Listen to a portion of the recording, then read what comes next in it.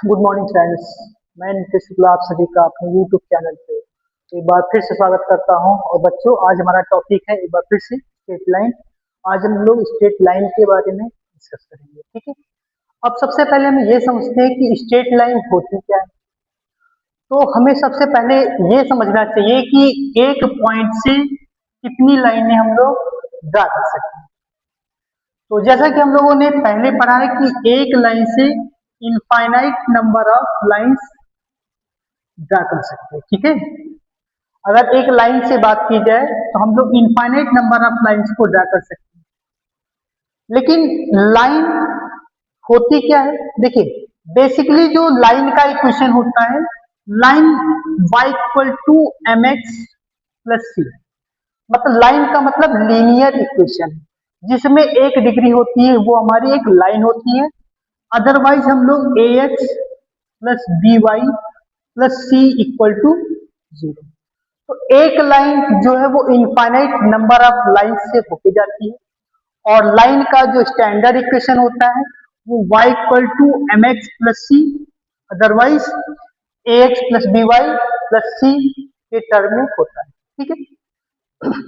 अब बच्चों, यहाँ पे सबसे पहले बात आती है कि एक लाइन है, तो लाइन का यहाँ पे स्लोप क्या होता है। तो पहला पॉइंट हम लोग पढ़ेंगे slope of the line. Slope of the line, ठीक है। स्लोप क्या होता है? तो सबसे पहली बात, किसी भी लाइन का अगर हमें स्लोप बताना है तो हमें क्या देखना पड़ता है, इंक्लाइंटेड एंगल देखना होता है from the positive x axis. Suppose करिए ये एक लाइन है और ये पॉजिटिव एक्स एक्सिस के साथ कोई एंगल बना रही है, सपोज थीटा या अल्फा। तो इस लाइन का स्लोप क्या होता है? इस लाइन का स्लोप होगा m इज इक्वल टू, ठीक है। तो अगर किसी कोई लाइन एक्स एक्सिस की पॉजिटिव डायरेक्शन के साथ थीटा एंगल इंक्लाइड कर रही है, उस केस में उसका टेंजेंट लेने पर जो एंगल बनेगा, जो वैल्यू आएगी, वही उसका स्लोप होता है, ठीक है। अब बात ये आती है स्लोप के बाद, सपोज करिए कोई line y equal to M X plus C के टर्म में लिखा हुआ है, तो वहां पे x का जो कॉफिशिएंट होता है वही हमारा उस लाइन का स्लोप होता है।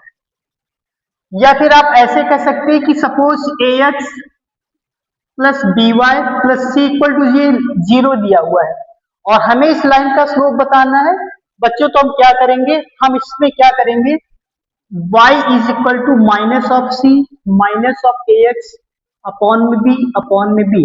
इसका मतलब आपका जो इस लाइन का जो स्लोप है, m की वैल्यू है minus of a by b, ठीक है। तो ये हमने दो तरीके देखे कि अगर कोई लाइन एक्स एक्सिस की पॉजिटिव डायरेक्शन के साथ थीटा एंगल बना रही है तो वो उसका स्लोप होगा।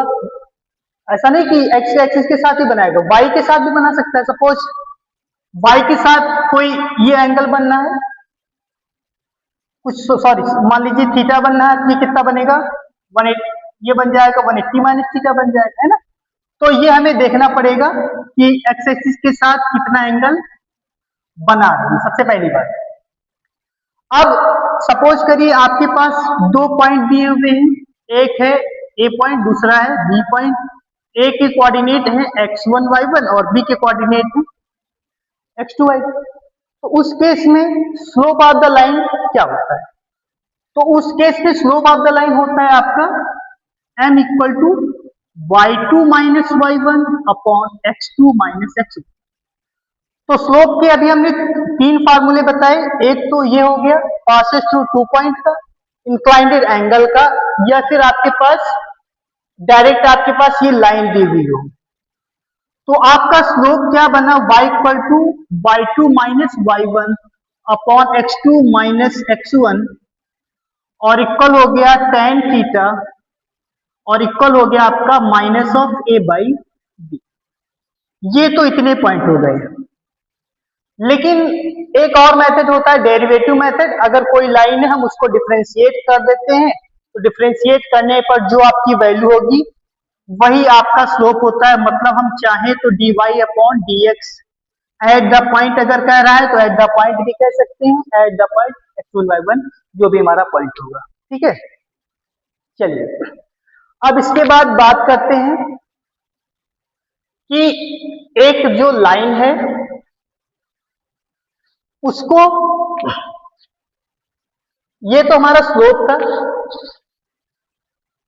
अब types of line,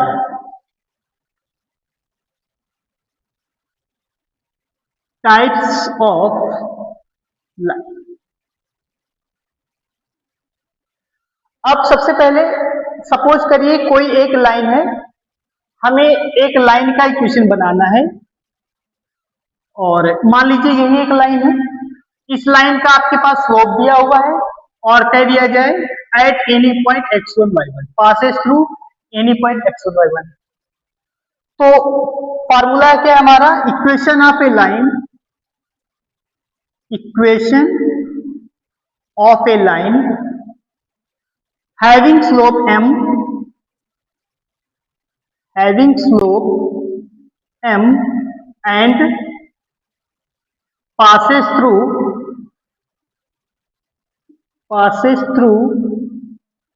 x1 y1। उस केस में इसका इक्वेशन क्या होगा, y minus y1 equal to m into x minus x1। अब इसके अलावा सपोज करिए ये कोई भी लाइन है वो 2 पॉइंट से पास हो रही है, और अगर कोई लाइन 2 पॉइंट से पास हो रही है, passes through, equation of A line,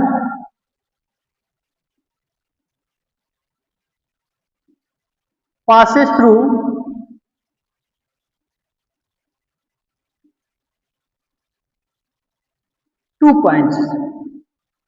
two points में हमने पहला पॉइंट सपोज करिए ले लिया a x1 y1 और दूसरा पॉइंट ले लिया b के कोऑर्डिनेट x2 y2। उस केस में slope of equation of line क्या होती है, y minus y1 equal to y2 minus y1 upon x2 minus x1 into x minus x1। ठीक है, अब इसके अलावा एक और लाइन होती है equation of line in intercept form. अब अगर equation of line in the intercept form हमें बताना है तो क्या है वो समझ लीजिए। देखिए इंटरसेप्ट फॉर्म,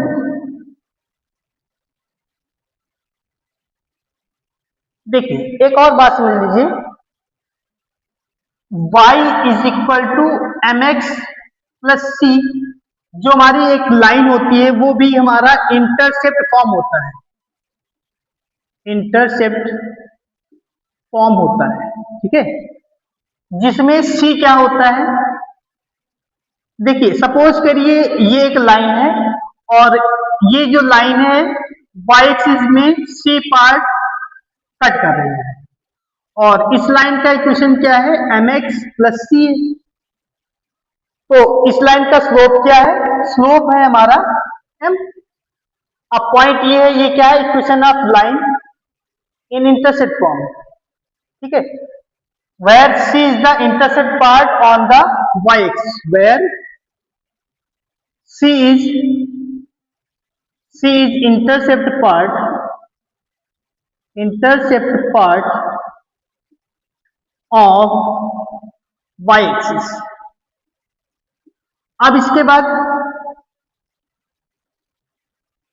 सब देखिए, अब इसके बाद एक और पॉइंट आता है कि अगर कोई लाइन है x एक्सिस और y एक्सिस दोनों में कोई इंटरसेप्ट पार्ट कट कर रही है, उस केस में इक्वेशन ऑफ लाइन क्या होती है, सपोज करिए आपका x एक्सिस में इंटरसेप्ट पार्ट a है और y एक्सिस में इंटरसेप्ट पार्ट b है, और उस केस में इस लाइन का इक्वेशन क्या होता है, x upon a plus y upon b equal to 1। ठीक है, x upon a plus y upon b equal to 1। ये इसका ये एक नया टाइप है इक्वेशन ऑफ लाइन जिसमें एक्स एक्सिस और वाई एक्सिस दोनों का इंटरसेप्ट पार्ट आपके गिवन है। यहाँ पे क्या था, यहाँ पे सिर्फ आपके पास स्लोप दिया हुआ था और वाई एक्सिस का इंटरसेप्ट पार्ट दिया हुआ था। उस केस में आपका ये इक्वेशन था। अब देखिए,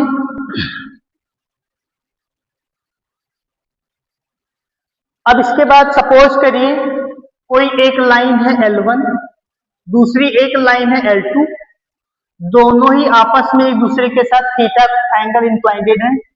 पहली लाइन का स्लोप सपोज करिए M1 है, दूसरी लाइन का स्लोप M2 है। उस केस में इफ M1 परपेंडिकुलर है M2 के, देन M1 इंटू M2 जो है आपका -1 के इक्वल होगा। And if M1 is parallel to M2, उस केस में M1 इक्वल टू आपका M2 के होता है। ठीक है, और जरूरी नहीं है कि हर बार इसका एंगल जो है वो थीटा हो। देखिए ये एक लाइन है, अगर ये एंगल हमारा थीटा है तो ये हो जाएगा 180 माइनस थीटा, और उस केस में एंगल बिटवीन टू लाइंस। ठीक है बच्चों, अगर एक लाइन आपस में दूसरे को काट रही है, दो लाइनें आपस में दूसरे को काट रही हैं, उस केस में दोनों लाइनों के बीच का इंक्लाइंडेड एंगल निकालना है। तो इंक्लाइंडेड एंगल निकालने के लिए दोनों के बीच का एंगल थीटा है, तो हम क्या कहेंगे, टेन थीटा। ये हो जाएगा आपका M1 minus of M2 upon में 1 प्लस M1 इंटू M2। और मॉड ऑफ का साइन इसलिए होता है कि सपोज करिए अगर हमने पहला एंगल लिया 90 से बिलो लिया, दूसरा क्या होगा, जो एंगल यहाँ पे आएगा 180 माइनस कर देंगे, क्योंकि एक लाइन में दो एंगल आपके बनेंगे, क्योंकि ये अगर थीटा है तो ये हमारा 180 माइनस थीटा हो जाएगा। ठीक है, तो ये था। अब इसके बाद एक और पॉइंट आता है शॉर्टेस्ट डिस्टेंस की। देखिए shortest distance between two parallel lines,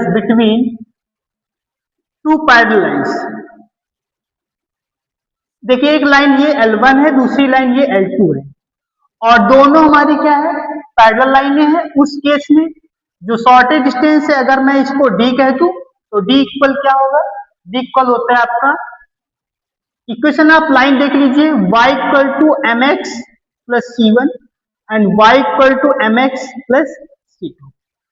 देखो बच्चों, अगर दोनों लाइनें आपस में पैरेलल हैं तो सिर्फ डिफरेंस क्या होता है, उनका कांस्टेंट टर्म जो होता है वो डिफरेंट होता है, बाकी स्लोप आपका सेम होता है। इसीलिए हमने mx प्लस c1 और mx प्लस c2 लिख दिया है। तो इस केस में शॉर्टेस्ट डिस्टेंस d होता है c1 माइनस c2 अपॉन में root of 1 plus m square. ठीक है, तो ये हमारा फार्मूला होता है शॉर्टेस्ट डिस्टेंस का बिटवीन टू लाइंस। ठीक है, इसके आगे नेक्स्ट टॉपिक में बात करेंगे। ठीक है।